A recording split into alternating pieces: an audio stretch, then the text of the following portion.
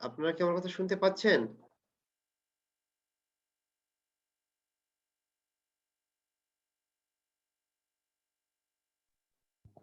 হ্যাঁ স্যার, শোনা যাচ্ছে। আসসালামু আচ্ছা, আলাইকুম স্যার। ওয়ালাইকুম আসসালাম। তো সবাই আপনারা কেমন আছেন? জি স্যার, ভালো আছি। আপনি কেমন আছেন? হ্যাঁ, আছি মোটামুটি ভালোই। তো আপনাদের সাথে তো দীর্ঘ অনেকদিন পর দেখা হচ্ছে। মানে দেখা তো আর হচ্ছে না, কথা হচ্ছে।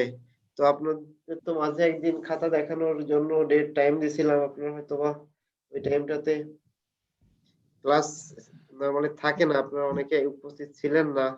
তাহলে তো আপনারা তো সুযোগটা মিস করলেন। যারা ২ জন উপস্থিত ছিল, উনাদের যে সমস্যা দেখানো হয়েছিল। তো আপনারা সবাই কি আপনাদের মার্কসটা দেখছেন?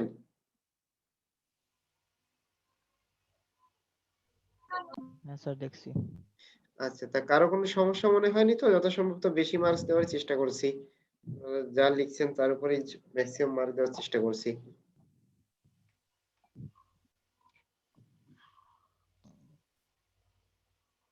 হ্যাঁ স্যার, এমনিতেই আমার কাছে মনে হয়েছে যে সবকিছু ফেয়ার হয়েছে। ওকে, ঠিক আছে। আপনারা স্যাটিসফাইড হলেই ওকে।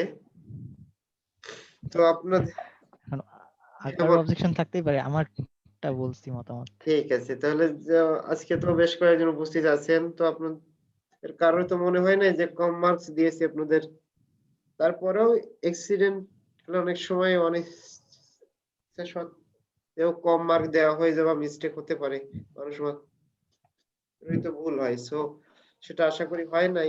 হইলে আপনারা অবশ্যই বলতেন যে স্যার এটা তো আমি অনেক ভালো লিখছি কিন্তু কম নাম্বার পেয়েছি। আশা করি এরকম হওয়ার কোনো সুযোগ নাই।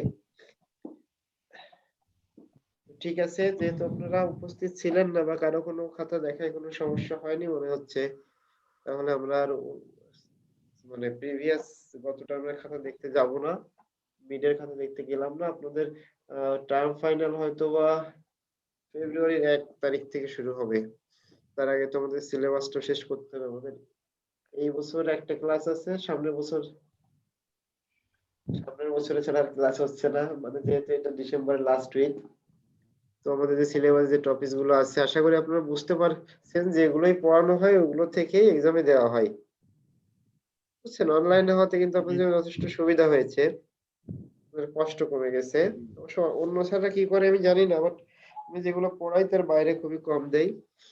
আচ্ছা, আপনাদের সাথে আগে কোনো ক্লাস হয়েছে না? আগে ক্লাস হয় নাই। সো আপনাদেরকে বলে রাখি একটা সিটি হয়েছে, আর একটা সিটি হবে আর একটা অ্যাসাইনমেন্ট হবে। মোট ৩ টা। প্রত্যেকটাতে ১৫ মার্কস। এখন যে বেস্ট ২ টা কাউন্ট করা হবে।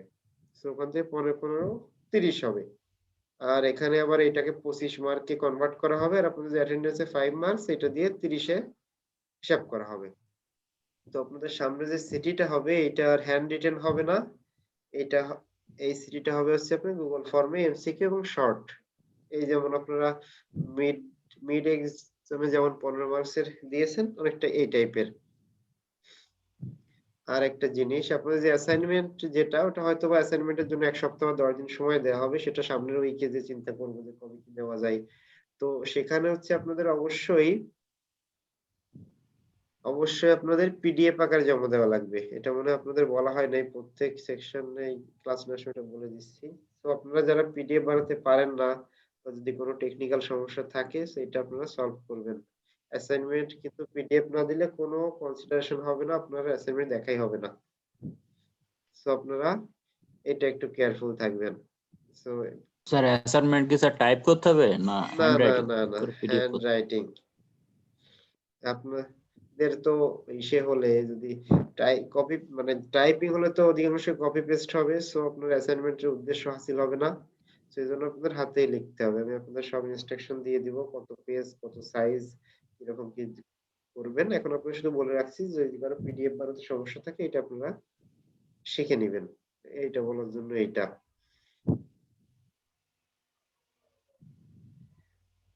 ওকে, একটু বলে রাখি আপনাদের যেহেতু এর পরে থেকে এগুলো বলার সুযোগ হবে না। যে শর্ট কোশ্চেন যে ২ টা দিছিলাম মিডে, যেটা মানে টাইপ করার দরকার ছিল।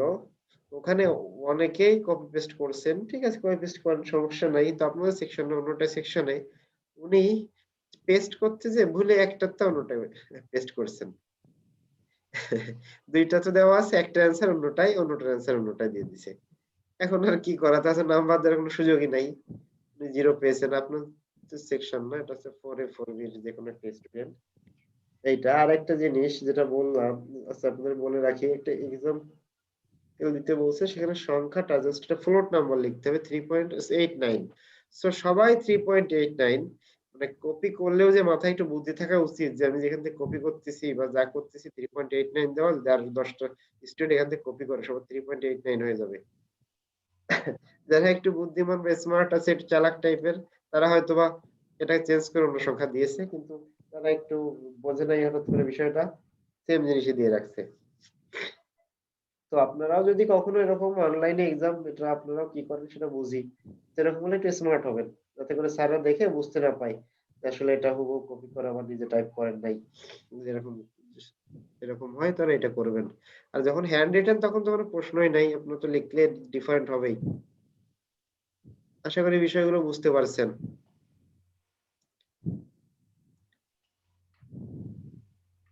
তো তাহলে আমরা এখন আপনারা সবাই মোটামুটি জয়েন করছেন 14 জনের মতো। তো আমরা ক্লাস শুরু করি। আমাদের যেহেতু কোর্সটা থিওরিটিক্যাল মূলক, অনেকটা বোরিং টাইপের, তার ভিতরেও যতটুকু কনসেপ্ট গুলো আমাদের বোঝা সম্ভব হয়। আর দেখছেন স্যার ক্লাসে হ্যাঁ বলেন। স্যার আমাদের ল্যাব গুলা কি এবার হবে? ল্যাব তো আমাকে যতটুকু জানানো হয়েছিল আমি আপনাকে অতটুকু ইনফরমেশন দিতে পারবো, যে ভার্সিটি খুললে দেন ল্যাব হবে, বুঝছেন? এটুকুর বেশি আমি আপনাদের ইনফরমেশন দিতে পারতেছি না আপাতত।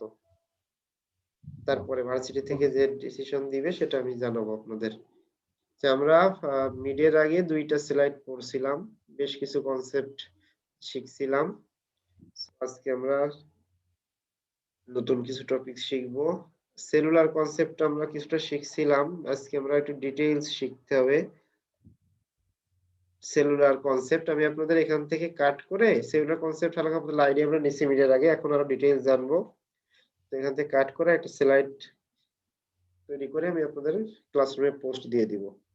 তো এটা আপনাদের জানা আছে বেসিকটা। তো আমরা দেখি সেলুলার কনসেপ্টটা আজকে একটু ডিটেইলস।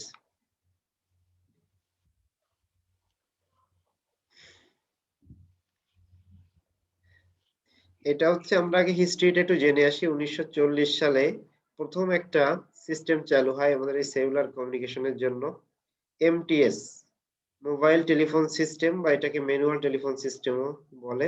এটা হচ্ছে অনলি একটা অপারেটরের মাধ্যমে হ্যান্ডেল করা হতো। এখন যেমন আমাদের রবি, তারপরে বাংলালিংক, জিপি, অনেকগুলো অপারেটর আছে, এখানে মাত্র একটা অপারেটরের মাধ্যমে এটা কন্ট্রোল করা হতো। এবং এখানে এফএম, এফএম মানে ফ্রিকোয়েন্সি মডুলেশন।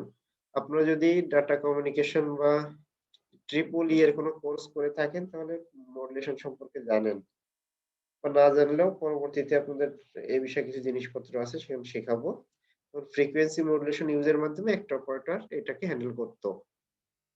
দেখেন এখানে আপনাদের এক্সামে লিখতে আসবে না কিছু, কিন্তু এমসিকিউ বা শর্ট কোশ্চেনের জন্য এগুলো একটু আপনাদের জেনে রাখতে হবে।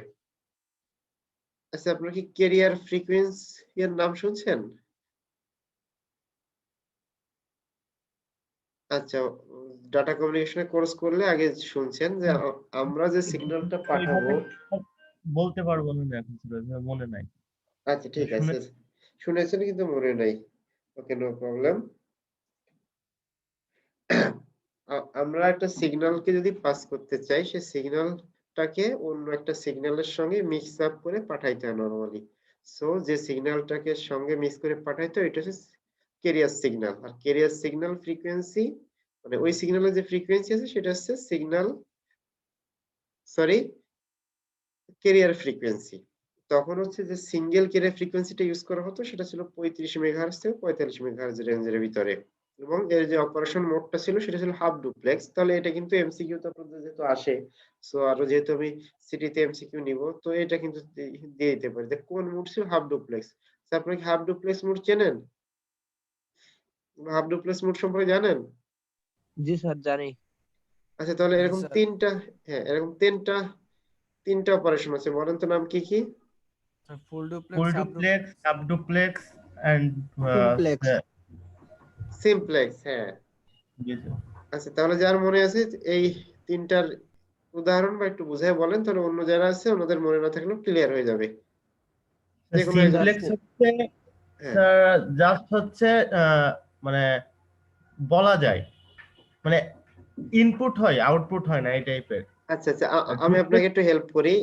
সিমপ্লেক্স হচ্ছে ওয়ান ওয়ে, মানে একটা দিক জি স্যার। থেকে শুধু সেন্ড হবে আর অন্য দিক থেকে রিসিভ হবে, এই ছাড়া আমরা জি, স্যার। জিনিসটা রিভার্স করতে পারবো। তাহলে একটা এক্সাম্পল বলেন। স্যার স্যার টিভি, টিভি, টেলিভিশনের যে রেডিও। ফ্রিকোয়েন্সি। জি স্যার। আচ্ছা আচ্ছা, আপনি যেটা বলছেন আমি বুঝতে পারি না, দুইজন বলার জন্য। আচ্ছা, যেমন ধরেন আপনার টেলিভিশনের ফ্রিকোয়েন্সি যেটা। আচ্ছা টেলিভিশনের ফ্রিকোয়েন্সি, ওকে। এর থেকে আরো সহজ এক্সাম্পল হচ্ছে প্রিন্টার, বা আপনার কি বলে সাউন্ড বক্স, যে লাউড স্পিকার, যে অনলি একদিক থেকে ইনপুট, মানে একদিক থেকে সেন্ড হচ্ছে, একদিক থেকে রিসিভ হচ্ছে। আর আপনি যেটা বলছেন টেলিভিশন, হ্যাঁ অবশ্যই টেলিভিশন অনলি, হ্যাঁ যে স্টেশন আছে বা রেডিও, ওখান থেকে ডাটা ট্রান্সমিট হচ্ছে রিসিভ হচ্ছে, ওকে এটা হলো সিমপ্লেক্স। তাহলে হাফ ডুপ্লেক্স এর বিষয়টা বলেন। হাফ ডুপ্লেক্স হচ্ছে স্যার ইনপুট আউটপুট দুটোই হয় কিন্তু একই টাইমে হয় না। যেমন একই স্যার টাইমে ওয়াকি। হয় না। ওকে ঠিক আছে, ওকে টোকি ঠিক আছে। তাহলে যারা এই আর বিষয়টা জানেন না, কাইন্ডলি বিষয়টা বুঝে রাখেন। ওকে, আরেকটা হচ্ছে ফুল ডুপ্লেক্স। ফুল ডুপ্লেক্স হচ্ছে স্যার আমাদের ফোন বা আদার যে টেলিফোন আছে। কমিউনিকেশন সিস্টেম গুলো আছে এখন, হ্যাঁ, যেটা সিমালটেনিয়াসলি বোথ এন্ডেই একই সঙ্গে ডাটা সেন্ডও করা যায়, রিসিভও করা যায়, ওকে। তো তখন যে সিস্টেমটা ছিল এমটিএস পদ্ধতি, সেটা ছিল হাফ ডুপ্লেক্স অপারেশন। এটাতে যে ব্যান্ডউইথটা ইউজ হতো প্রত্যেকটা চ্যানেলে, চ্যানেল বলতে এখানে কমিউনিকেশন মিডিয়ামটা বোঝাচ্ছে, সেটা ছিল 120 কিলো হার্টজ। ওকে, তো এখন একটু আমরা দেখি ব্যান্ডউইথ সম্পর্কে জানি কিনা। ব্যান্ডউইথ জানেন?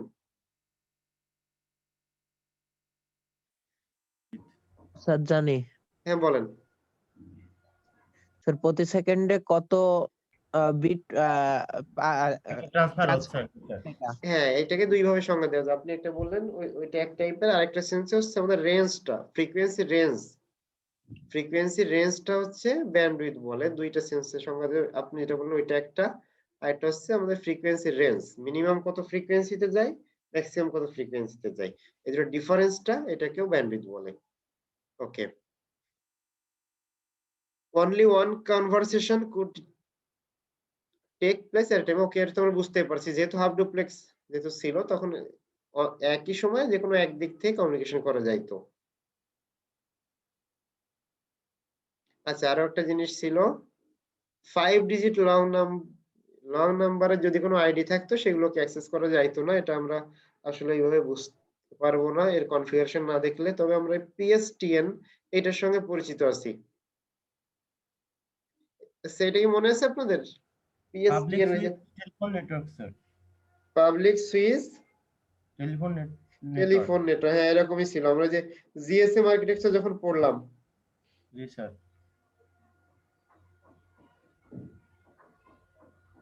হ্যাঁ পিএসটিএন সম্পর্কে আমাদের আইডিয়া আছে। ওকে, যে এমটিএস যে সিস্টেমটা যখন চালু ছিল, তার এই বৈশিষ্ট্যগুলো ছিল আমরা দেখলাম। তারপরে যে সিস্টেমটা আসলো, এটা হচ্ছে আইএমটিএস, মানে ইমপ্রুভড, এটা থেকে কিছুটা ইমপ্রুভড হলো। তাহলে কোথায় কোথায় ইমপ্রুভড হওয়ার সুযোগ আছে আমরা এটা বলতে পারি। আমাদের আগে যে রেঞ্জটা ছিল, সাপোজ আগে যতটুকু এর ভিতরে ডাটাটা সেন্ড করা যাইতো, এখানে ওর থেকে আরো বেশি একটু ডিস্টেন্সে ডাটাটা সেন্ড করা যায়, এটা হতে পারে। অবশ্য ইমপ্রুভড হলেও ব্যান্ডউইথটা আবার কমে গিয়েছে। আগে ব্যান্ডউইথ ছিল 120 ব্যান্ডউইথ পার চ্যানেল। আচ্ছা, এখানে আবার আপনার 30 কিলোহার্জ ব্যান্ডউইথ হলেও এখানে চ্যানেলের সংখ্যাটা বৃদ্ধি পায়। আগে যে যতগুলো চ্যানেল ছিল, তো চ্যানেলের বিষয়টাকে আপনারা বুঝতে পারছেন? এটা হচ্ছে কমিউনিকেশন মিডিয়াম। যেমন আমরা ওয়্যার ইউজ করি, সেরকম কমিউনিকেশনের জন্য ওয়্যারলেস আর কি স্যার। ওয়্যারলেস, হ্যাঁ ওয়্যারলেস হলেও যে ওয়েতে কমিউনিকেশনটা করা হচ্ছে, এটাকে বলা হচ্ছে চ্যানেল। তো এই আইএমটিএস যে ভার্সনটা, এখানে আরো বেশি পরিমাণ চ্যানেল ইউজ করা হতো এবং 30 কিলোহার্জ ব্যান্ডউইথ এখানে ইউজ করা হতো। আচ্ছা, এবং দেখেন এখানে হচ্ছে যে রেঞ্জটা ছিল, এটা ছিল 25 মাইল রেডিয়াস, এর ভিতরে যে সেন্টার থেকে এই 25 মাইলের ভিতরে ডাটা ট্রান্সমিট করা যাইতো, এবং পাওয়ার আউটপুট ছিল 13 ওয়াট থেকে 13 ওয়াট 13 ওয়াট থেকে 30 ওয়াটের ভিতরে।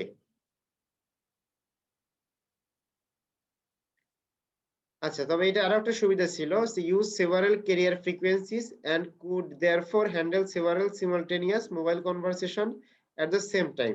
তাহলে এটা কিন্তু আগের মতো আপনার ফুল হাফ ডুপ্লেক্স ছিল না, এটাকে বলা যায় ফুল ডুপ্লেক্স এর মতোই, কিন্তু অনেক মানে একাধিক একাধিক যাইতো, আনলিমিটেড সংখ্যক যাইতো না, মোটামুটি ওর থেকে বেশি পরিমাণ হ্যান্ডেল করা যাইতো। তাহলে ধরেন আপনাদের যদি অ্যাসাইনমেন্টটা এমন দেওয়া হয় যে revolution of cellular telephone service, এটার উপরে একটা অ্যাসাইনমেন্ট লেখেন, তখন আপনাদের অনলাইন থেকে ডকুমেন্ট ডাটা কালেক্ট করে বা এগুলো দেখাতে হবে যে এত সালে এরকম স্ট্রাকচার ছিল, সেখান থেকে আস্তে আস্তে এরকম হলো, দেন তারপরে আমাদের নেটওয়ার্ক মানে কিভাবে সে প্রাচীন কাল থেকে আমাদের প্রেজেন্ট স্ট্যাটাসটা আসলো, এটা একটা সামারি আকারে। এমনি কথা এইটাই যে অ্যাসাইনমেন্ট দেবে এরকম না, এরকমই আপনাদের অ্যাসাইনমেন্ট দেওয়া হবে যেখানে অ্যানালাইসিস করা লাগবে।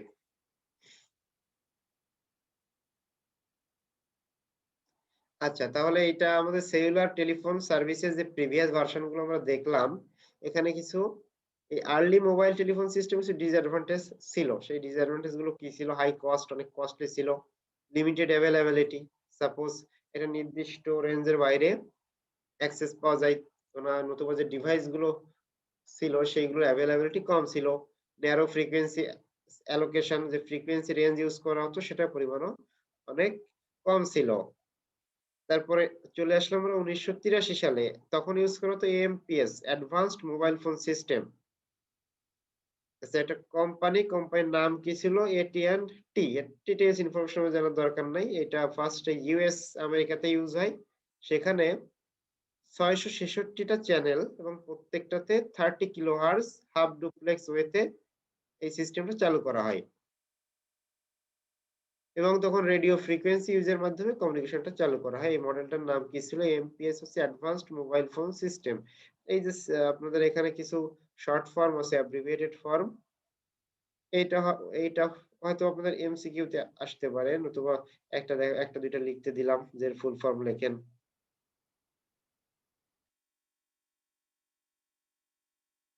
ওকে, যে আমরা লাস্ট যে ভার্সনটা দেখলাম কমিউনিকেশন সিস্টেমের এএমপিএস, এর কিছু ফিচার এখানে দেওয়া আছে, এটা আপনারা একবার জাস্ট রিডিং পড়ে রাখবেন, এখান থেকে কিছু আসবে না।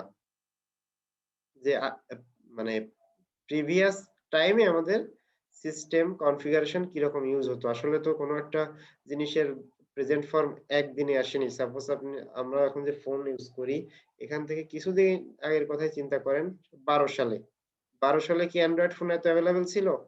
ছিল না, অল্প কিছু ফোন বের হয়েছিল এবং অনেক দামি ছিল। তারও তো 2 বছর আগে 10 সালে তো অ্যান্ড্রয়েড ফোন তো লোক ইউজ করতো বলেই মনে হতো, কিন্তু হঠাৎ এই 14-15 সালের দিকে এসে রেভলিউশন, প্রত্যেক লোকের হাতে হাতে মোবাইল ফোন।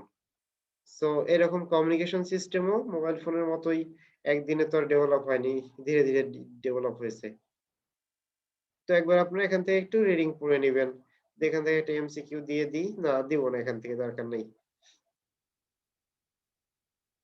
আচ্ছা, cellular concept, fundamental concept of cellular phone. আচ্ছা, এটা মনে হয় আপনাদের বলা হয়েছিল যে আমাদের ফোনগুলোকে কেন সেল ফোন বলা হয়, এটা কারো মনে আছে?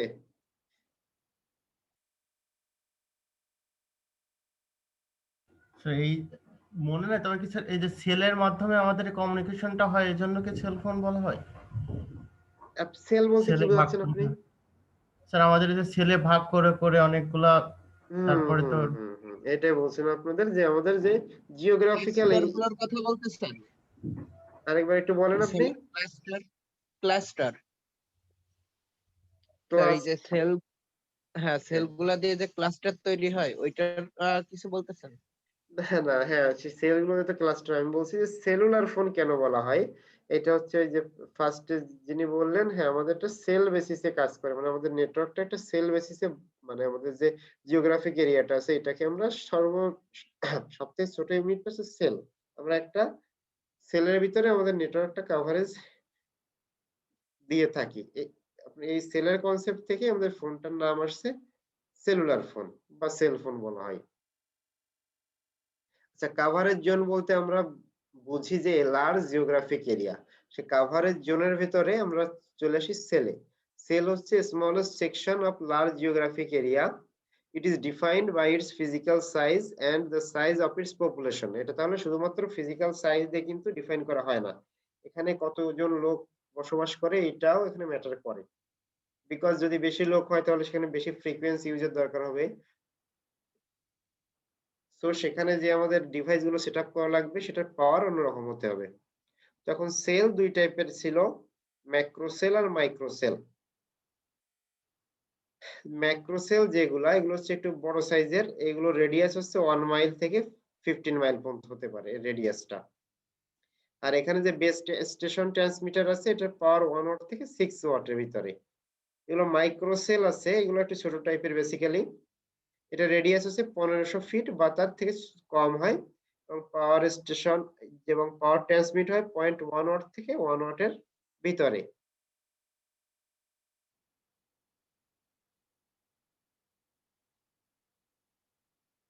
আচ্ছা, এখানে আমাদের সে সেলের ছবিটা, সাপোজ এখানে ধরুন অনেক বেশ কয়েকটা সেল একসঙ্গে দেখানো হচ্ছে। যখন এরকম অনেকগুলো সেল একসঙ্গে যদি থাকে এক জায়গায় তাহলে তাকে বলা হয় সেই ফরম্যাটটার নাম হানিকম্ব। আচ্ছা আচ্ছা হ্যাঁ, যদি কেউ নামাজে যান তো যে আসেন, সমস্যা নাই। আচ্ছা, তাহলে একটু ওয়েট করেন, আমি আপনার অ্যাটেন্ডেন্সটা নিয়ে রাখি, আপনি পরে এসে জয়েন করেন। কিন্তু যদি মিস হয়ে যায় কোনো কারণে আমি জাস্ট অ্যাটেন্ডেন্সটা নিয়ে রাখি, বা কেউ যদি পরেও মিস হয়ে যান কমেন্ট করে দিবেন।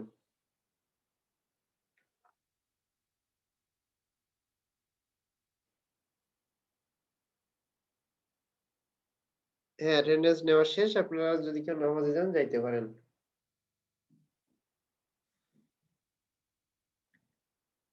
আচ্ছা, যখন যদি সেলের ভিতরে অন্য কোনো স্মল সেল কোনো পার্টিকুলার কাজে যদি তৈরি করা হয়, আচ্ছা আপনারা কেউ কমেন্ট দিয়েছেন? আচ্ছা, আপনারা এখানে আইডি লিখলে আমি তো এটা টুকে রাখি না, আপনারা যখন ছবিটা আপনার অ্যাটেন্ডেন্সের ছবিটা ক্লাসরুমে পোস্ট দিব তখন কাইন্ডলি ওখানে আপনার আইডিটা লিখে দিন, তাহলেই হবে।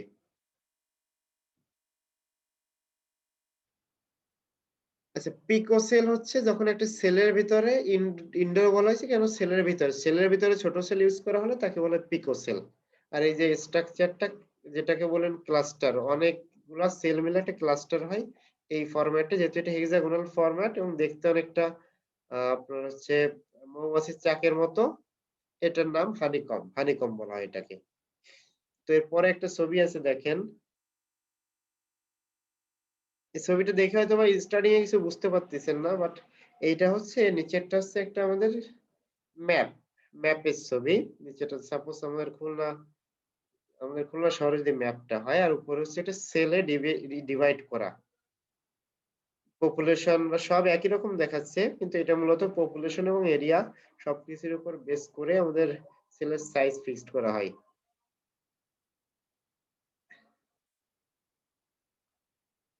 আচ্ছা, তারপরে আমরা আসি যে সেলের ভেতরে কোথায় আমাদের ট্রান্সমিটার। আমরা যে টাওয়ার গুলো দেখি এগুলোকে নরমালি ট্রান্সমিটার বলে, বেজ স্টেশন ট্রান্সমিটার। কোথায় ট্রান্সমিটারটা বসানো হবে, এটা আছে 3টে জায়গায় বসানো হয় নরমালি। সেন্টারে হতে পারে, তাহলে সেন্টার এক্সাইটেড সেল বলবে। কর্নারে হয়, কর্নার এক্সাইটেড সেল বলবে। আর এজ এক্সাইটেড সেল, এটা যদি আপনারা তো এজ বোঝেন মনে হয় গ্রাফের, আপনারা অ্যালগরিদম জি স্যার, কোর্স, বুঝি। হ্যাঁ এজ বোঝেন। আচ্ছা, হ্যাঁ, এই যে আর্মটা দুইটা নোডের মাঝখানে কানেক্টর, এটাকে বলে এজ। সো এখন তাহলে বলেন দেখি যে কোথায় আমরা সেন্টার এক্সাইটেড সেল ইউজ করব।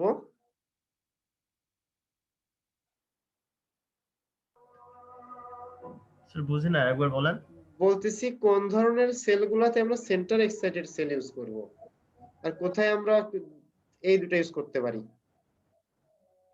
স্যার কোন একটা সেলের মাঝখানে মানে যখন অনেকগুলো সেল হচ্ছে, যে এইটা যে যদি 7 নম্বরে আমরা করি তাহলে তো স্যার 1 2 3 4 5 সব থেকে আমরা কানেকশন সমান পাবো। বাট হ্যাঁ, যখন যদি এরকম ক্লাস্টার আরেকটা হয় এই পাশে, তখন এইটা দেখা যাচ্ছে কর্নার বা যেদিকে দিলে হয়তো বা কানেকশনটা ভালো আসবে, এর জন্য হয়তো বা ওখানে ইউজ করি। হ্যাঁ, এটা হচ্ছে আপনার আমাদের সেলের মানে কিরকম কাভারেজ দেওয়া দরকার ওটার উপর ডিপেন্ড করে আমরা 3টা জায়গায়, হ্যাঁ 3টা জায়গায় আমরা এই ট্রান্সমিটারটা বসাতে পারি। ওকে, যদি মাঝ বরাবর হয় তাহলে এখানে দিতে হবে। আমরা যদি এই দিকটাতে বেশি কাভারেজ দেওয়ার দরকার তাহলে সাইডে নিয়ে যাব, এরকম বিভিন্ন সিচুয়েশনের উপর বেস করে 3 রকম ট্রান্সমিটার বসানো হয়ে থাকে। তো এটাও হচ্ছে আমরা এখানে ফ্রিকোয়েন্সি অ্যালোকেশন মানে কোন ফ্রিকোয়েন্সিতে, আচ্ছা একটা জিনিস আপনারা একটু বলেন, এই যে আমরা রেডিওটা এখন কমই ইউজ হয়, তারপর রেডিও দিয়ে বোঝানো সহজ, যে রেডিওর বিভিন্ন চ্যানেল আছে, চ্যানেলগুলো আমাদের কিভাবে ডাটা পাঠাই, মানে এদের কি ফ্রিকোয়েন্সি একই থাকে না কি হয় একটু বুঝাই বলেন তো, জানেন কেউ? স্যার আরেকবার বলেন। আচ্ছা বলতেছি যে রেডিও গুলাতে আপনার কেন, যে সাপোজ একটা ফ্রিকোয়েন্সি থাকে 88, একটা 96, এরকম ডিফারেন্ট ফ্রিকোয়েন্সি কেন থাকে? স্যার, আমরা যে ফ্রিকোয়েন্সি রিউজ যেটা পড়ছিলাম, হুম। মানে আমাদের নির্দিষ্ট এরিয়া বা নির্দিষ্ট ইস্যুর জন্য তো 88 থাকে, বাট এটা তো বাইরে যে আবার এটা তো আবার ইউজ করা যায়। হ্যাঁ না, এটা তো ফ্রিকোয়েন্সি রিইউজ ছিল, আমি রিইউজের কথা বলতেছি না, মানে এটা কেন 88, মানে সবাই 88 ইউজ করলে কি সমস্যা ছিল? স্যার সবাই 88 ইউজ করলে তো স্যার একই নেটওয়ার্কে স্যার হয়ে যাবে, স্যার অর্থাৎ মাল্টিপ্লিকেশন হয়ে যায়, তো একটার ভিতর আরেকটা চলে যায়, তো হ্যাঁ এই সেইটাই নির্দিষ্ট বলতে ফিক্স চাচ্ছি। করে দেওয়া। সবাই এক্সাক্ট হ্যাঁ ডাটা সাপোজ, কানেকশনটা পাবে না। হ্যাঁ সাপোজ ধরেন এগুলো একটা চ্যানেলের মতো, এইগুলো একটা চ্যানেলের মতো যদি আমরা চিন্তা করি, সেখানে গ্রাফ,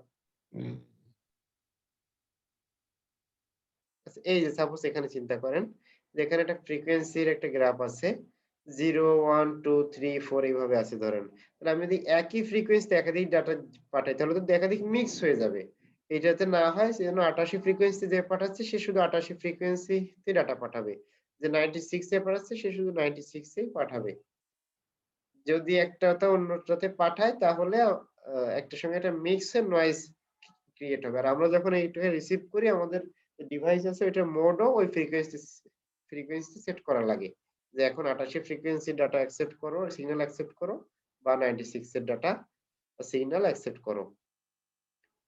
তো এখানে হচ্ছে সেইটা দেখানো হচ্ছে ফ্রিকোয়েন্সি এলো, যখন মানে প্রিভিয়াসলি অবস্থা থেকে প্রেজেন্ট অবস্থা পর্যন্ত কোন ফ্রিকোয়েন্সির ভিতরে কোন কাজগুলো করা হয় তার এখানে একটা লিস্ট আমাদের দেওয়া আছে।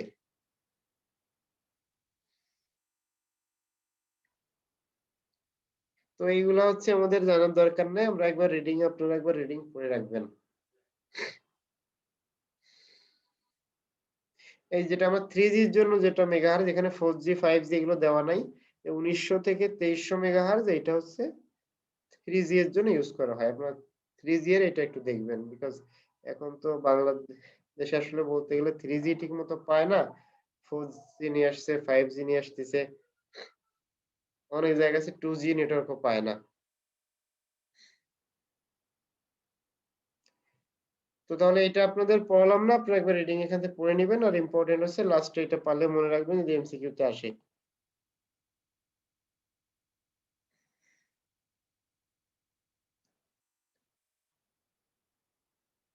এখন মাল্টিপল অ্যাক্সেস দ্বারা বোঝাচ্ছে সাবস্ক্রাইবার কিভাবে এই যে ফ্রিকোয়েন্সি স্পেকট্রাম আছে এখানে অ্যাক্সেস নেয়, refers how the subscribers are allocated to the assigned frequency spectrum।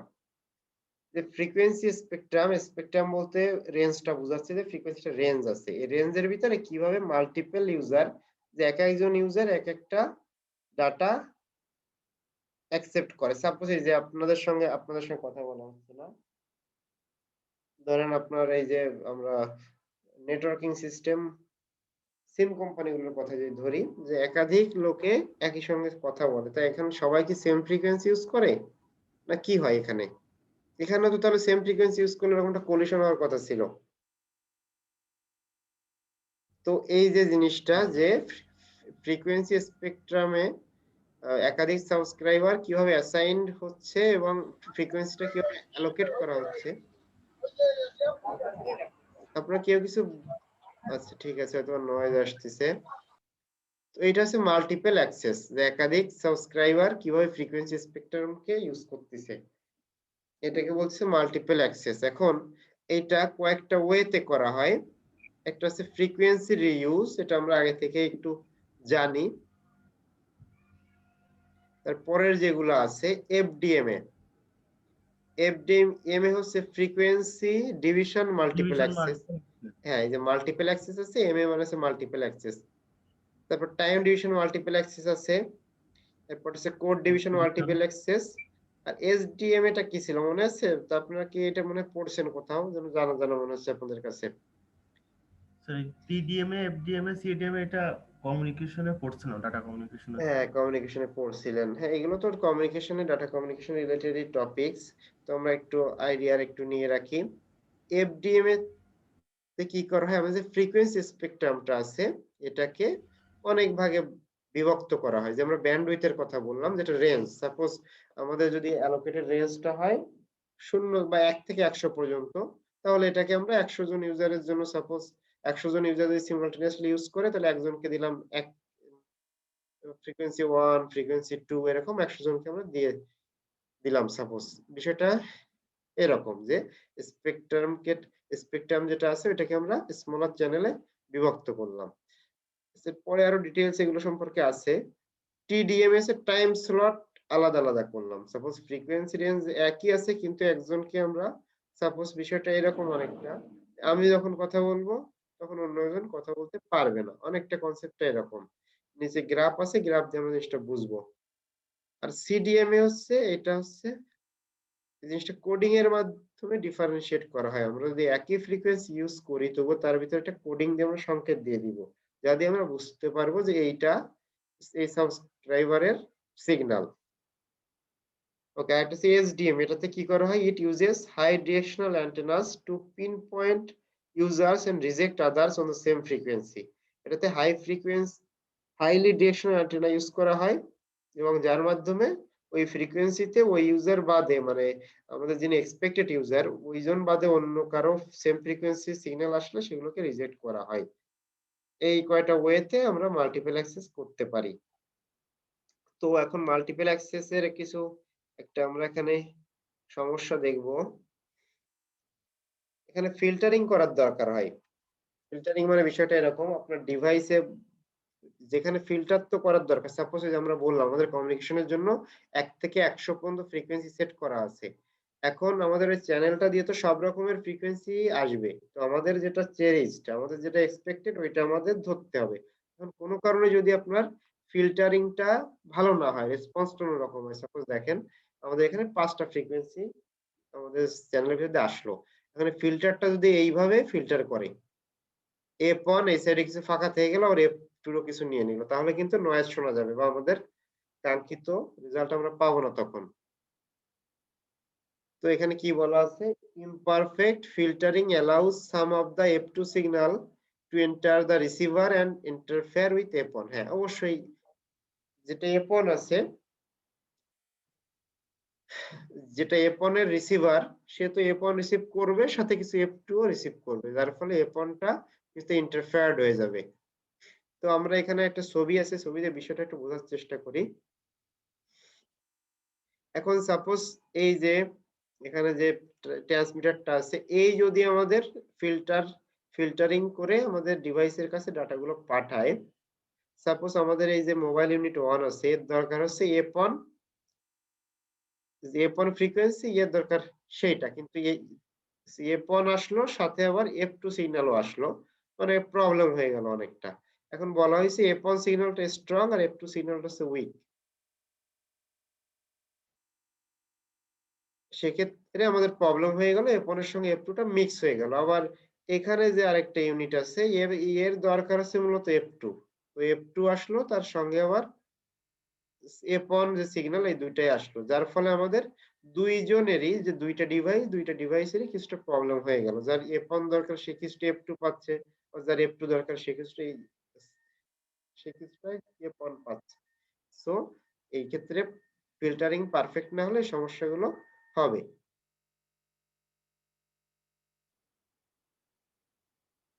তো হ্যান্ড অফ বা হ্যান্ড ওভার, এইটা তো আমরা মনে হয় প্রিভিয়াস স্লাইডে পড়ছিলাম, একটু বলেন তো কি ছিল?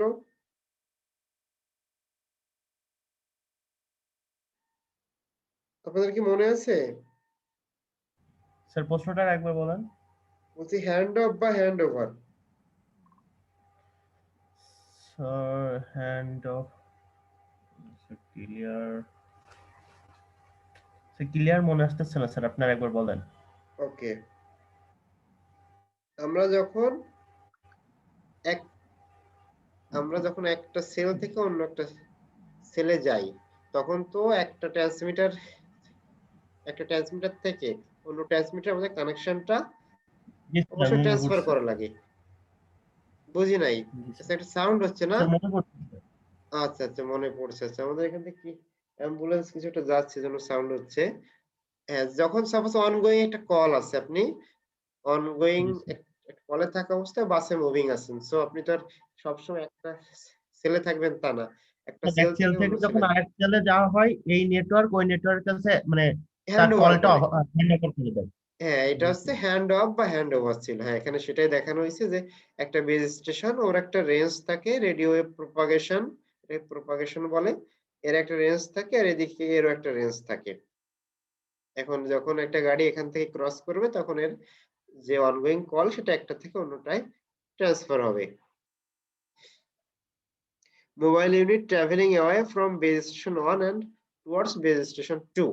এটা হচ্ছে সেল ইন্টারফেস। দুটার ভিতরে যে ডিফারেনশিয়েট লাইনটা আছে এটাকে বলে সেল ইন্টারফেস। ওকে, তো এইটার আবার কয়েকটা ক্যাটাগরি আছে। ক্যাটাগরিটা আমরা মনে হয় দেখছিলাম না লাস্ট স্লাইডে, মানে প্রিভিয়াস স্লাইডে। একটা হচ্ছে হার্ড হ্যান্ড অফ আর একটা হচ্ছে সফট হ্যান্ড অফ। অনেকটা এটা বলা যায় কল ড্রপ এর মতো। যে বাংলা লিংকে মাঝে কল ড্রপ হলে 1 মিনিট করে ফ্রি দিত না? আপনারা হয়তো অনেকে দেখে থাকবেন।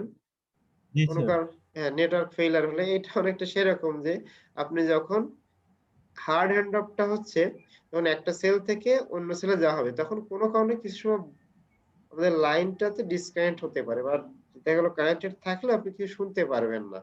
A connection that is momentarily broken during the cell to cell transfer, যে সাময়িক সময়ের জন্য আমাদের কানেকশনটা ব্রকেন হবে। এটা হয়তোবা কেটেও যাইতে পারে, আবার রিকানেক্ট হতে পারে, অথবা কিছু সময়ের জন্য কিছু না শুনতে পারেন। এটা যদি হয় তাহলে এটাকে বলে হার্ড হ্যান্ড অফ। এটাকে আবার এই প্রসেসও বলে, it is a break before make process. এর নামটা খেয়াল রাখবেন যে হার্ড হ্যান্ড অফ এর একটা নাম কি, ব্রেক বিফোর মেক প্রসেস।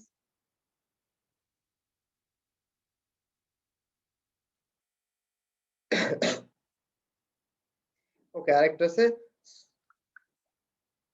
আছে soft hand of. Soft hand of তো আপনারা নিশ্চয়ই বুঝতে পারছেন। যদি আমরা এটা বুঝতে না পারি বা এত কম সময় যে আমাদের সেন্সের বাইরে, সাপোজ 200 মিলি সেকেন্ড। আচ্ছা, এই জিনিসটা যদি 200 মিলি সেকেন্ডের ভিতরে যদি কথাটা অফ থাকে তাহলে বোঝা কিন্তু সম্ভব না। সাপোজ আমরা তো যখন কথা বলি আমরা তো আর কন্টিনিউয়াসলি কথা বলি না, অনেক সময় একটু থেমে থেমে কথা বলি, তাহলে আপনি বুঝতে পারবেন না এটা আসলে সমস্যাটা কি হলো। যদি এর ভিতরে ডিসকানেক্ট হয় বা রিকানেক্ট হয়ে যায় তাহলে এটা হলে যদি বুঝতে না পারেন সফট হ্যান্ড অফ বলবে।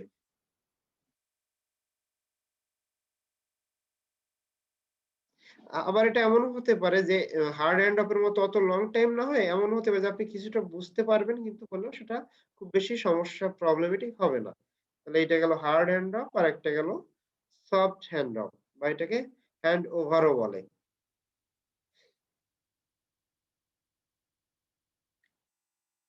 আচ্ছা, এখানে আবার একটা স্লাইড রিপিট হইছে, যাই হোক। তো এখানে ওই যে মাল্টিপল অ্যাক্সেসের যেগুলো দেখছিলাম আমরা সেইগুলো এখানে ক্যাটাগরি গুলো বলা আছে। আচ্ছা, এফডিএমএ ফ্রিকোয়েন্সি, এইটা একটু এখন আমরা ডিটেইলস দেখব। Frequency division multiple access. তো এটা বোঝার জন্য আমাদের এই গ্রাফটা একটু আমরা দেখি, আপনারা আগেও পড়ে রাখছেন তাহলে সময় কম লাগবে বুঝতে। এটা হচ্ছে একটা 2D গ্রাফ, বিকজ ওয়ান ডিরেকশনে আমরা নিব টাইম আর একটাতে নিব ফ্রিকোয়েন্সি। তাহলে বিষয়টা কেমন দাঁড়ায়, মাল্টিপল ইউজার আছে, মাল্টিপল ইউজার এক একজনের জন্য আমরা এক একটা ফ্রিকোয়েন্সি দিয়ে দিলাম, যেটা প্রথমে বলা হয়েছিল যে আমাদের 10 পর্যন্ত ফ্রিকোয়েন্সি আছে। তাহলে একজনকে এক ফ্রিকোয়েন্সিতে ডাটা ট্রান্সফার করতে বললাম, একজনকে 2 3 এইভাবে এক একজন। রেড কালার এটা ধরেন একজন ইউজার। এটা হচ্ছে 1G সেলুলার যে নেটওয়ার্ক ইউজ করা হয় সেটার বেসিক কনসেপ্ট ছিল এটা। আচ্ছা, আমাদের টাইম শেষ হয়ে গেছে, আমরা পরে আবার জয়েন দিই, তারপরে পরের স্লাইডে তখন যাই। আপনারা ডিসকানেক্ট করে তারপর আবার কানেক্ট করবেন।